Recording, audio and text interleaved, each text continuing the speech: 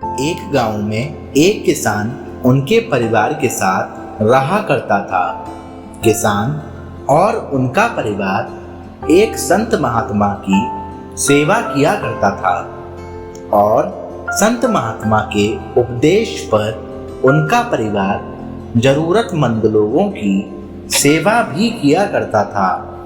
उनके परिवार में सभी लोग प्रेम भाव से रहते थे, लेकिन उनका एक बेटा था जो कि दोनों पैरों से अपाहिज था। सेवा करते करते बरसों बीत गए। उसका परिवार कभी कभी यह भी सोचता था कि हम सब इतने प्रेम भाव से संत महात्मा और जरूरतमंदों की सेवा करते हैं, फिर भी हमारे परिवार में इस बच्चे के साथ ऐसा क्यों हुआ? इसका क्या दोष था जो वह अपाहिज है? एक दिन की बात है, जब संत महात्मा का सत्संग चल रहा था। हजारों लाखों श्रद्धालुओं उस सत्संग में बैठे हुए थे।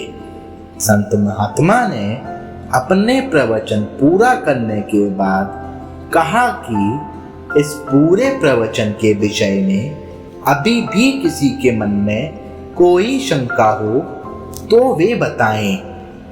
हजारों लाखों श्रद्धालुओं के बीच उस अपाहिज पुत्र के पिता ने संत महात्मा से एक सवाल किया कि हे महात्मा, हम सब निस्वार्थ भाव से जरूरतमंद लोगों की सेवा करते हैं और हमारा परिवार अहिंसा के मार्ग पर चलता है, कभी भी किसी के बारे में बुरा नहीं सोचते, ना ही किसी का बुरा करते हैं, फिर भी ऐसा क्या गुनाह हुआ जो हमारा बच्चा अपाहिज पैदा हुआ? फिर गुरुदेव ने जवाब दिया, वैसे तो मैं यह बात नहीं बता सकता, लेकिन फिर भी आपके मन में दुविधा है तो सुनो। यह जो बच्चा है जो दोनों टांगों से बेकार है, पिछले जन्म में एक किसान का बेटा था। रोज खेत में अपने पिता को दोपहर में भोजन का टिफिन खेत में देने जाया करता था। एक दिन उसकी माँ ने उसे दोपहर में 11 बजे खाना लगा कर दिया और कहा कि बेटा, खाना खाकर पिताजी को टिफिन देकर आ। इसकी माँ ने खाना परोस कर थाली में रखा कि इतने में उसके किसी दोस्त ने आवाज लगाई तो यह खाना वहीं छोड़कर अपने दोस्त से बाहर बात करने चला गया। इतने में ही एक कुत्ता घर में घुस आया। उसने थाली में मुंह डाला और रोटी खाने लगा।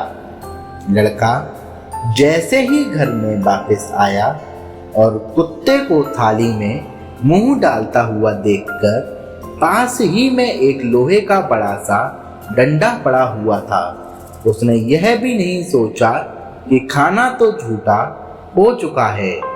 बिना सोचे समझे उसने उस कुत्ते की दोनों टांगों पर इतनी जोर से लोहे का डंडा मारा कि वह कुत्ता अपनी जिंदगी में जब तक जिंदा रहा दोनों पैरों से बेकार होकर घसीटते घसीटते जिंदगी जिया और तड़प तड़प कर मर गया।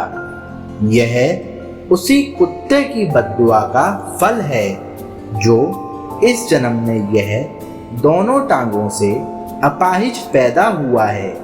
संत महात्मा ने कहा, पुत्र, इस संसार में इंसान को अपने अपने कर्मों का फल ही भुगतना पड़ता है। इस जन्म में अगर किसी की टांग तोड़ी है तो स्वाभाविक है कि अगले जन्म में आपकी टांग टूटनी ही है।